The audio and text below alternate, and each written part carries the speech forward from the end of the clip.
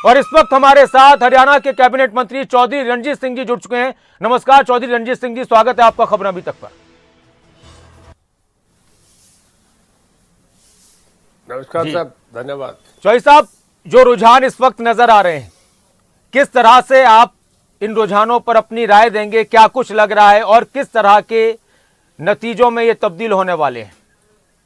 मैं आपको बता दूं चौधरी साहब, राजस्थान में बीजेपी और कांग्रेस में काफी कड़ा मुकाबला नजर आ रहा है। मध्य प्रदेश में बीजेपी काफी आगे है, छत्तीसगढ़ में भी बिल्कुल बराबर की सी सीटें मिल रही हैं रुझानों में, और तेलंगाना में कांग्रेस बहुत आगे है इस वक्त।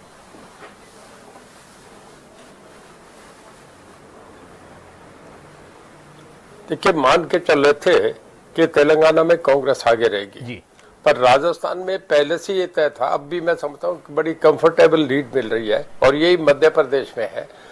छत्तीसगढ़ में बराबर का मुकाबला चल रहा है, पर मध्य प्रदेश, राजस्थान, सब लोग दो स्टेट को सबसे ज्यादा देख रहे हैं। इसका पूरे नॉर्दर्न इंडिया पे और सेंट्रल इंडिया पे इसका असर पड़ता है जी। और मैं ये मान के चलता हूँ कि आप देखते जाएंगे जैसे जैसे समय बढ़ेगा लीड बढ़ती जाएगी। अच्छा चौधरी साहब, आप भी राजस्थान में गए थे प्रचार के लिए और आपकी तरफ से भी बहुत से दावे किए गए। इन चुनावों का, खासतौर से राजस्थान का रिजल्ट आएगा या फिर और राज्यों के आएंगे, तो क्या लोकसभा के लिए सेमीफाइनल कह सकते हैं इसको, कि आज के नतीजे बहुत हद तक जनता के मन की बात को, जनता के संदेश को देश तक पहुंचाने वाले हैं?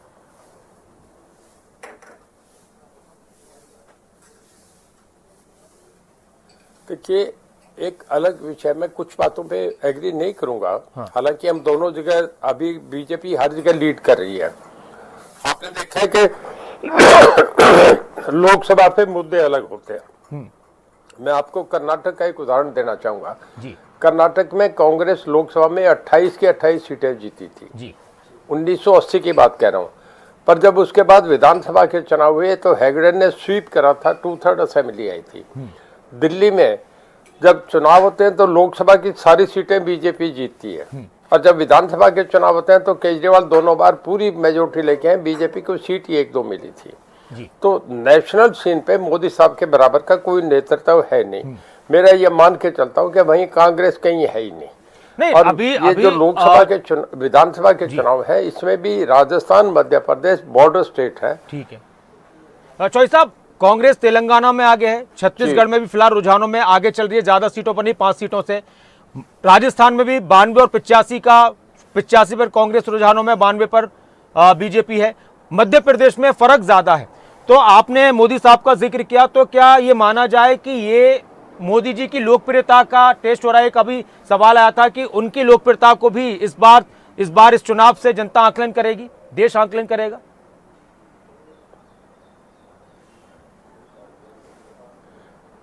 देखिए, उनकी लोकप्रियता तो है ही है। बीजेपी का जो वोट मिल रहा है सबसे ज्यादा उन्हीं की लोकप्रियता का है, इसमें तो कोई शंका है नहीं। सभी मानते हैं, मीडिया भी मान रहे हैं, मैं भी मान रहा हूँ। पर फिर भी स्टेट के डिफरेंट मुद्दे होते हैं, उसका भी एक कारण रहता है। जैसे छत्तीसगढ़ में वो कह रहे हैं, या कभी तमिलनाडु कर जाता है, वहाँ फ्री चावल दे रहे हैं, ये वो लोगों में इन बातों का थोड़ा बहुत असर हो जाता है। पर जब लोकसभा का चुनाव आता है तो लोग स्टेबिलिटी के लिए, मजबूत राष्ट्र के लिए, मजबूत नेतृत्व को वोट देते हैं।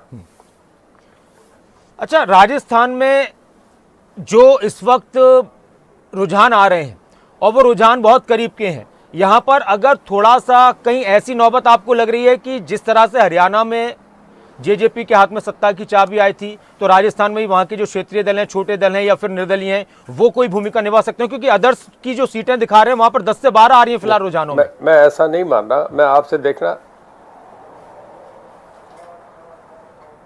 नहीं, देखिए, जब रिजल्ट सुबह आप देख रहे थे कि 105 में बीजेपी आ गई थी और वहाँ ये कांग्रेस जो थी ये 89-90 पे थी।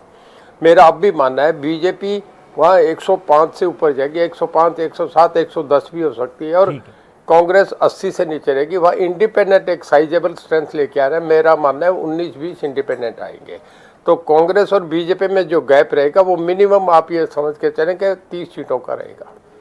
एक आखिरी और सवाल मेरा आपसे कि अब इन चुनावों के नतीजों के बाद हरियाणा के लिहाज से पार्टियों की रणनीतियां, खासतौर से अगर मैं बीजेपी की बात करूं, आप सरकार में तो हैं लेकिन आप बीजेपी के तो अभी सदस्य नहीं है, लेकिन आपने ये भी कहा है कि अगर मुझे मौका मिलता है बीजेपी की तरफ से चुनाव लड़ने का तो मैं लड़ूंगा लोकसभा का चुनाव। तो क्या रणनीतियां बदलेंगी, चीज़ें चेंज होंगी, और जो जातीय जनगणना की बात आ रही थी इस चुनाव में या फ्री की घोषणाओं की बात आ रही थी उसको लेकर किस तरह से दूसरे राज्यों में इसका असर पड़ने वाला है?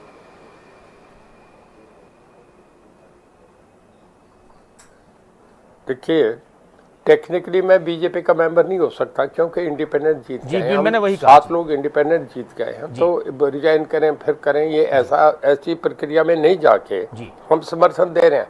हम पे उनका पूरा विश्वास है और मैं भी अपने आप को बीजेपी से अलग नहीं समझता। हमारा बड़ा कंफर्ट लेवल बहुत बढ़िया है। हाँ। और मैं आपसे ये बताऊं कि इन केस जब कोई ऐसा समय आएगा कि मुझे कोई लोकसभा विधानसभा लड़ना पड़े बीजेपी की तरफ, तो बड़ी मेरी सकारात्मक सोच होगी, तब देख लेंगे। अभी तो आज ये इश्यू है नहीं, पर मैं आपसे बताऊं पूर्णतया हम बीजेपी के साथ है, उन्हें हम पे पूरा भरोसा है। बहुत बहुत शुक्रिया चौधरी रणजीत सिंह जी हमारे साथ जुड़ने के लिए, खबरें अभी तक के साथ जुड़ने के लिए। तो चौधरी रणजीत सिंह उन्होंने अपने बारे में बता दिया कि अगर सकारात्मक कुछ चीजें मिलेंगी तो वो बीजेपी के साथ चुनाव लड़ेंगे, बीजेपी के टिकट पर चुनाव लड़ेंगे। और साथ में उन्होंने ये भी कह दिया कि हरियाणा पर जो असर पड़ेगा वो राजस्थान के चुनाव का ज्यादा पड़ेगा और जगहों का इतना फर्क नहीं पड़ने वाला, उनको ये भी लग रहा है।